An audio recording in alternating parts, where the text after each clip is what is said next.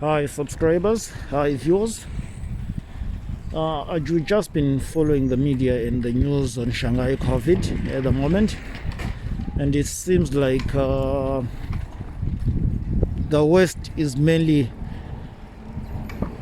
reporting on the chaos that's happening at the moment. They're talking about the shortage of food, and they're talking about the forced lockdowns. Yeah, and I just did a follow up and did some research on the shortage of food. What the Chinese government has done, actually, they've launched a campaign to distribute food to each and every Shanghai resident. And although there is some chaos because of the restrictions, limited mobility, and everything, you would expect some chaos. And what's happening is the locals and other people, they've been donating, the local farmers in the region, really, they've been donating to some food and some groceries to the people that are locked down, to the people that are affected by the lockdown. But you never get to see such news from the Western media. What they only want to show you is just mainly chaos. And with the Ukrainian war that they've been promoting at the moment, is they want to shed the light of China being a bad place, really, an unfriendly place. Yeah, we have to understand that the other thing is the zero COVID policy for China is another one which is really strict. And what I, from understanding, like the Chinese government and everything, they are not going to compromise that zero COVID policy. Like somebody mentioned that the government is putting the welfare over the economy of its citizen, and the government really is not gonna sacrifice the lockdowns for the economy, because it seems to have affected the economy, really. The lockdowns continue to affect the global economies. Even China wasn't spared, but with their policies and the way China works, they've managed to really to come up on top better than most countries that were under lockdowns, and with evidence of the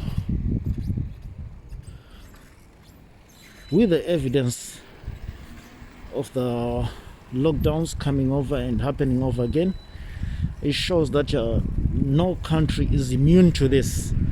COVID is yet to come back worldwide, and it's going to affect more countries and everything. Well, there's different ways and means of dealing with different situations, and what we've seen COVID doing to some, how it continues to affect some people's livelihoods, and the vulnerable people in general. We continue to see this thing happening, and maybe the world needs to come up with some very, very effective policies to make sure that people are going to be supported and treated fairly. I'm not in a situation to blame or praise China's response, but what I can only do is I can congratulate the Chinese government for being really the only serious government that has taken COVID seriously. I myself, living in Beijing, I know the effects of COVID. I know exactly. I live in fear myself that tomorrow, if there's a lockdown, but knowing the systems that are in place, it's not going to affect me in a way that it would have affected me if I was in another country, really. Because I've got some kind of faith. I've seen how the food delivery is going. I've seen how the screening process is going. I've seen how the assistance going, the mobilization. So everybody needs to play their part. it's you're more likely to get some people really are stubborn that will protest against the lockdowns, that will fight against the lockdowns, and you will continue to have them worldwide. So this is nothing new, and it's something that it's all over the world. It's all over the world. But if the media, if the Western media continues to portray other countries in a bad way like this, talking about being from Africa, I know exactly how the Western media are talking about the Sky News, whatever, even Al Jazeera. We've seen how how Africans, mainly black people of color, were treated in Ukraine, and it was perpetrated and promoted by the media. But if the media stops, becomes neutral in a lot of things, I think the reporting and the ideas could be shared to solve this COVID crisis, because we've seen some good things happening in terms of response, and we've seen some bad things happening in terms of death and affecting the livelihoods. But anyway, in so saying, I have faith, and I don't think that this is the last we will see of COVID. COVID will continue to affect us maybe for the next generation or so. We are going to be the people that have experienced some COVID. And what I'd like to say is thank you for watching. Please subscribe to the channel.